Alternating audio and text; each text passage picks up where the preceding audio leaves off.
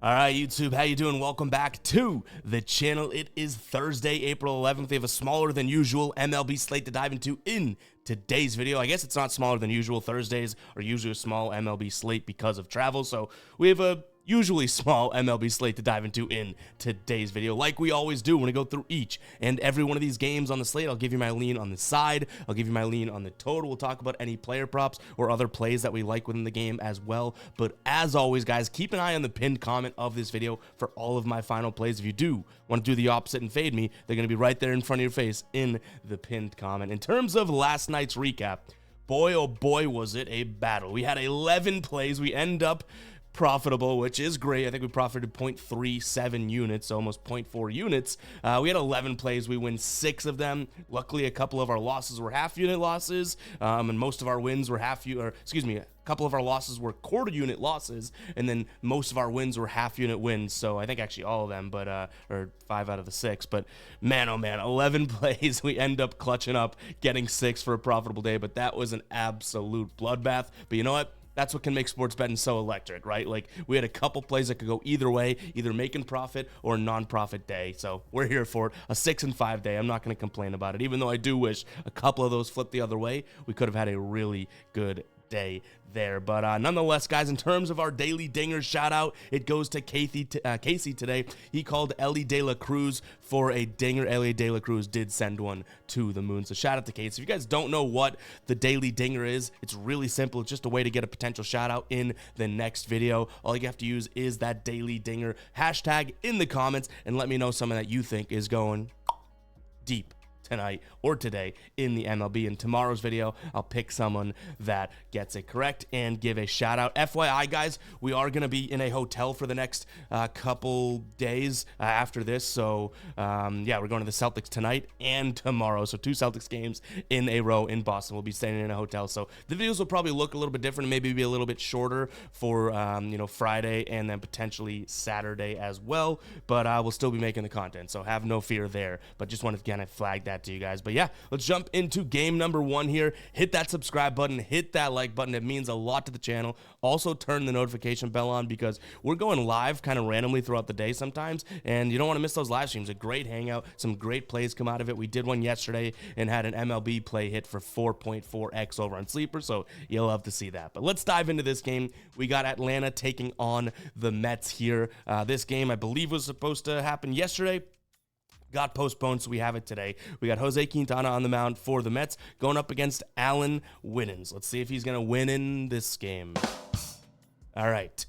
In terms of what we're looking at here, Winans doesn't have any data from this season, but we can kind of take a peek at what he's done against this guys on this Mets team in the past here. 27 plate appearances, 14.8 K%, not all that great. 385 average against. Doesn't walk many guys, 3.7 walk percentage, and then you have exit velocity here at 91 miles an hour at a 20-degree launch angle. Don't necessarily love to see that. So his track record, and it's only 27 plate appearances, doesn't look all that great here against the current Mets roster. But you flip over to the Mets side of things, and it's not like Jose Quintana has been off to the hottest start. We can check out our dashboard here. 5.2 average innings pitched. The ERA looks good at 2.6, but once you get to the WHIP and the FIP, even the K percentage and walk percentage, like nothing's looking all that great. A lot of red on his side. And Atlanta, they've a really good offense, but nothing really redeeming about them against left-handed pitchers either, right? So there is a path to get to the Mets in this one. If you wanted to say, okay, well, I don't really trust Winans or Winans, and I want to trust, the more proven pitcher, and the fact that Atlanta has struggled to some degree against left-handed pitchers.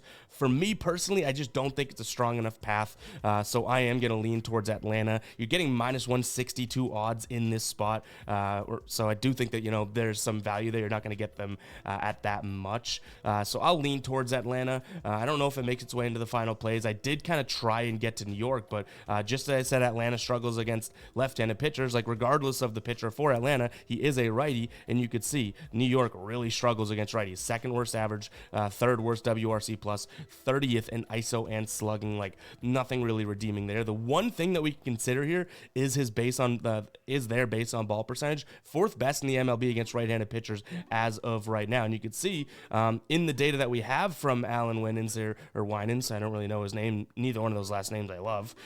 He has walked 2+ batters in 3 of his last 5 outings there, so could be a potential angle there as well. And by the way, guys, if you do want access to this dashboard that we're looking at here, it's something that we're constantly building and working on within Google Sheets. I'll put a link in the pinned comment. Right now, it's completely available to everyone. I think at some point we'll make it exclusive to the ballers, aka the channel members here on the channel that pay $2.99 a month. But what it does is we build it out every morning, has the starting pitcher, the starting hand, as well as pitching stats. We don't have any on Winans this year. Hitting versus that hand, and then we have some bullpen stats in there as well. And again, game 1, game 2, game 3, game 4, etc. Guys, really, really cool tool. And again, we're adding plenty to it. So if you do want to check it out, go ahead and check it out. I'll put that link in the pinned comment.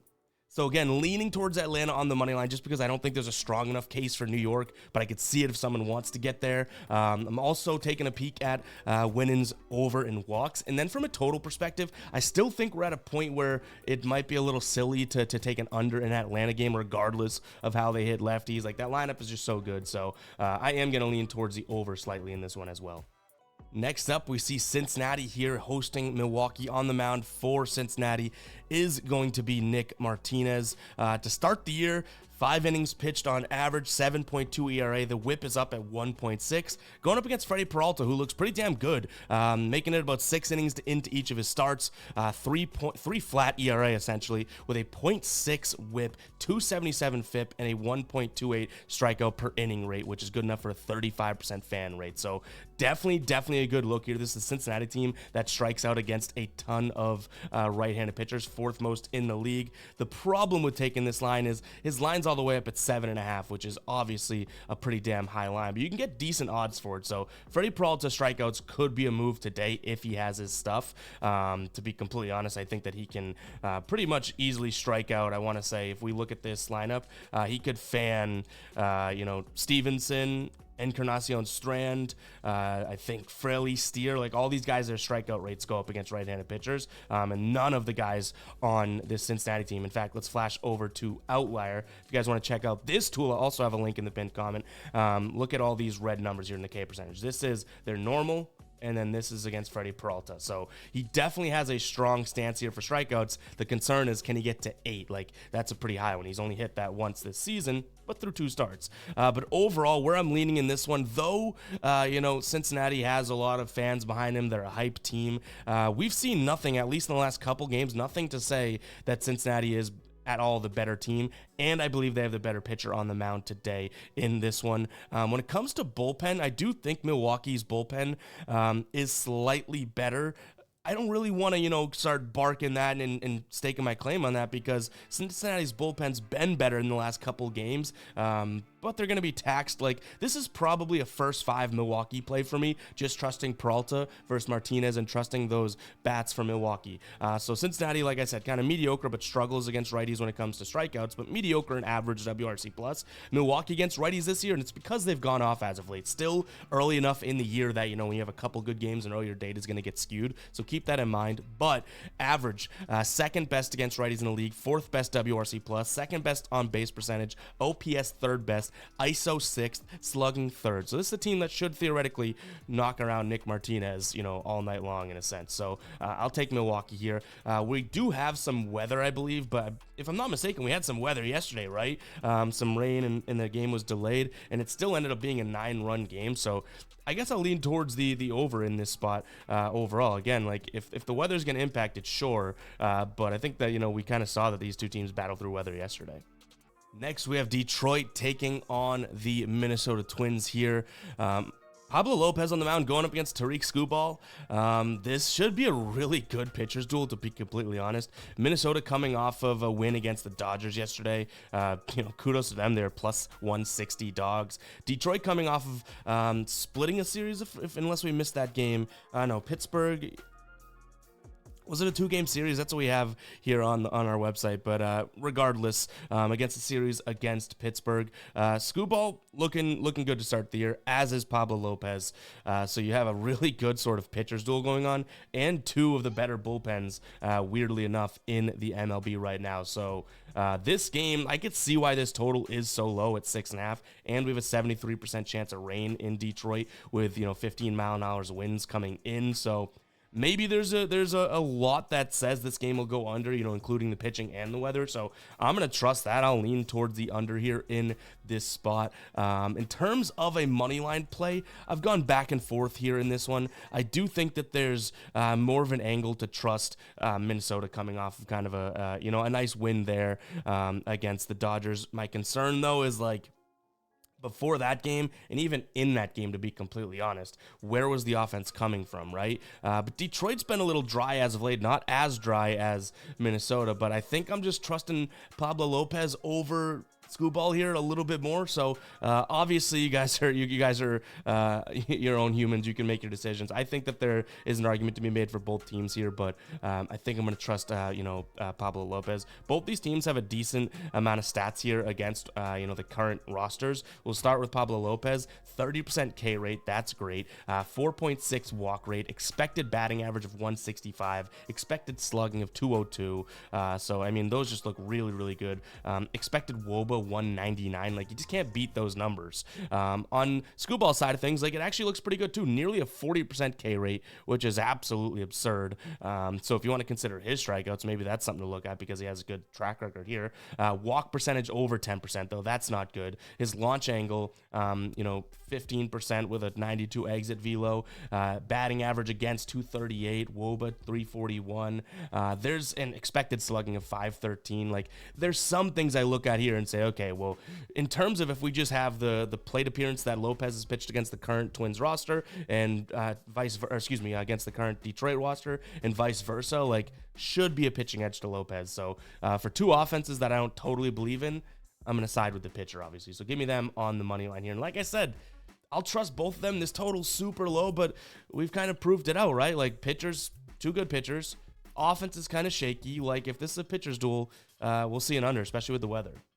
All right, Kansas City taking on Houston. I do think just via our dashboard here, there is certainly an edge pitching-wise when it comes to Kansas City. Brady Singer on the season, 0.6 ERA, 0.53 whip, FIP under 3, and Hunter Brown kind of red across the board here. Where I will say Houston kind of redeems himself is in the offense against right-handed pitchers. 5th average, 6 WRC+, OPS, ISO, slugging, all top 15 or so. But it's not to say Kansas City doesn't have that juice against righties either. They have a pretty good track record here against righties as well. Just not as good in some of those key stats, I would say, as Houston. So I think Houston gets the offensive edge, but Kansas City should certainly get the defensive edge in this one. I don't really see how you can make an argument otherwise. That being said, is Kansas City, do they have the true firepower? Because what we've seen so far is Houston outscore them. Now, it was a close game in game number 1, but yesterday, an 11-2 win for Houston. Seth Lugo versus, Spaghetti on the mound yesterday is a massive pitching advantage for Kansas City, and look what happened, right? So is that something similar to what we'll see today? I still think there's an argument to be made for the Royals on the money line at plus 120. I think I'm going to lean in that direction. Brady Singer, 52 plate appearances against this Houston Astros roster, 196 average, 1.9 walk rate, 27% K rate, and a 229 WOBA. We have 18 plate appearances for this Kansas City roster against Hunter Brown, 375 average, an expected batting average of 364, an expected slugging of 985. And an 11% walk rate. So I do think that, based on that pitching edge, I'll take it, because if Kansas City's offense was sort of abysmal, right, then I'd say, okay, well, those edges kind of cancel each other out. But I do think Kansas City can hang with the offense. Not that yesterday was an indicator. If they can hang with the offense and get to Hunter Brown, then I think that there's an advantage. I also do think that they have overall, I would say a decent if we use that word, decent-ish bullpen advantage here. Overall, in terms of who we have good to go, Houston's bullpen, I believe, should be relatively healthy. We're double checking that right now as we speak, but so should Kansas City's. And on the season, Kansas City's whip 1.49, good for Houston as well. But Kansas City has the 12th best ERA from a bullpen perspective compared to Houston's 24th. So I think this is going to be a full game. But I could also see first five being the argument too, because then you have Brady Singer versus Hunter Brown sort of isolated. So it makes sense both ways, however you want to cut it up. In terms of other plays in this game, a couple EV plays that I'm liking. Jeremy Pena over 0.5 runs here. That's plus 135 over on FanDuel, plus 110 on most sports books. Again, when I say plus EV play and I say, plus 135 over on FanDuel, it's pretty imperative that you get it at that line or over on FanDuel, because I wouldn't take this at plus 110, but because we get 25 cents of value compared to sportsbooks odds, it means Facebook. It means FanDuel's probably wrong in their price. Same thing for Yanir Diaz here, over 0.5 runs. That's an even play, plus 100 on most sportsbooks. You're getting plus 120 over on FanDuel, so those are definitely two looks that we take a peek at too from a player prop perspective. The problem is I just gave Kansas City sort of the pitching edge, right? I don't know if it's worth taking a flyer to bet on two guys to score a run on the Astros side. In terms of a total, I don't think we talked about that yet. I do think once this gets later in the game, things slow down a little bit, but I want to say that Houston's going to probably put up, 4 runs, and Kansas City, I think they have a chance to win this game, so I'll lean towards the over here. I think if Houston has a floor of 4 and Kansas City can go up there and score maybe a floor of 4 as well, let's get a couple runs elsewhere, or at least one more, and push this thing. All right, before we move on to the rest of the slate, we got 3 more games to talk about. I do want to shout out Sleeper. We do have Scooball, his 0.5 strikeout line. We talked about how his strikeout rate is crazy against this Twins team. Here's a great way to take advantage of it over on Sleeper. You can use the link in the pinned comment, get your first deposit doubled. You put in $100, they'll give you $100. You'll have $200 to play with. You could put in $500, and I believe they're still matching up to $500, which is absolutely ludicrous. And you get this Scooball line. They've been dropping discount squares like you read about as of late. Like, we had 3 to go through in our stream yesterday. So go check out Sleeper, guys. I preach Sleeper because I really do love the app and I use it myself. You see me tweeting about it and everything like that. So make sure to go ahead and check out Sleeper. That link is in the pinned comment. Or if you just download the Sleeper Picks app, you can use code GUYBOSTON, GUYBOSTON. Spelling Bee Champ. Use that code and you'll get all of the same deals. But let's move on to the last 3 games of the slate. Actually, real quick before we do, I know I'm plugging a lot of things, but I don't talk about it much, but we have a free Discord. It's not like a extra picks or premium picks Discord, nothing, no BS like that. It's just pretty much a big ass group chat for, I think right now, sitting around 6,000 members can talk about their plays in certain channels and everything like that. So check out our Discord. That link is towards the bottom of the description. So go ahead and find it. Free to join. Head in there. A lot of good discussion. You get updates on my videos and plays and whatnot like that too. So go ahead and check out our Discord link. But all right, let's jump back into the games now. All right, Texas taking on Oakland. JP Sears on the mound, facing up against John Gray. Neither one of these pitchers, I would say you can make an argument that has looked all that great to start the year.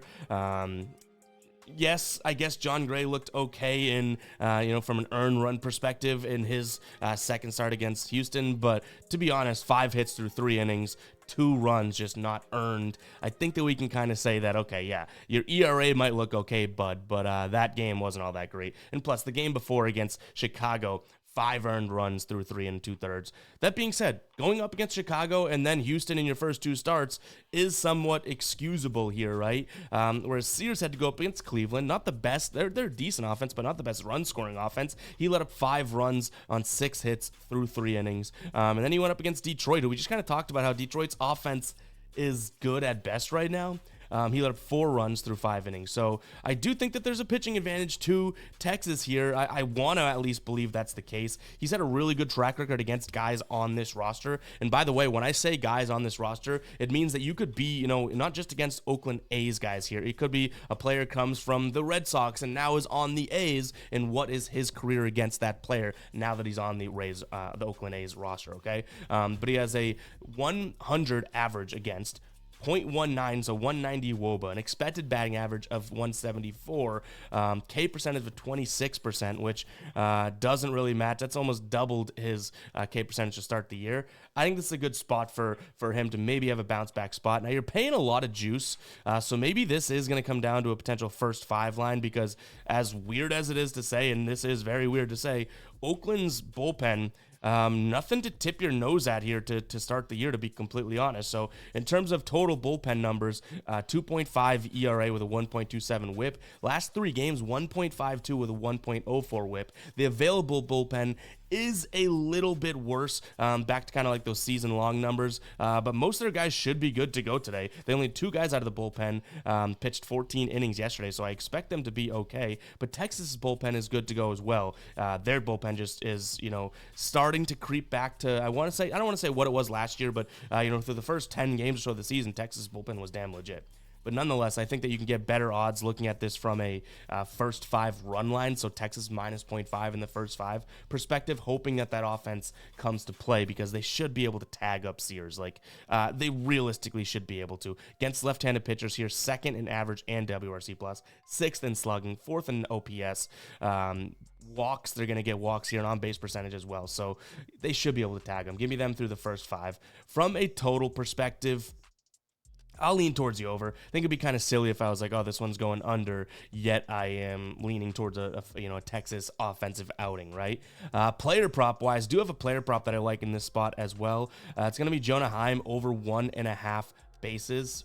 That's plus 120 over on FanDuel right now. It's about even odds on DraftKings, BetMGM, and Caesars. He's done it in 2 straight games.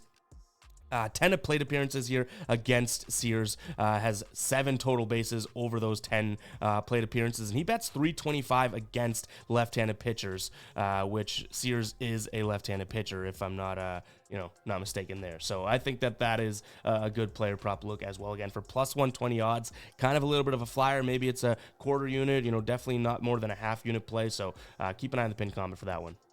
All right, Philadelphia taking on Pittsburgh. If we flash over to our dashboard here, you'll see that this should be somewhat of an even pitching matchup, honestly. A lot of green, a lot of yellow. Green means good, yellow means kind of average, red means bad. And when we get to that, you start to see a hitting discrepancy here of Phillies versus righties and Pittsburgh versus left-handed pitchers. The bullpen also seems to be a little bit of an advantage towards Pittsburgh here. So I sit here and I question, why is this line where it is right now?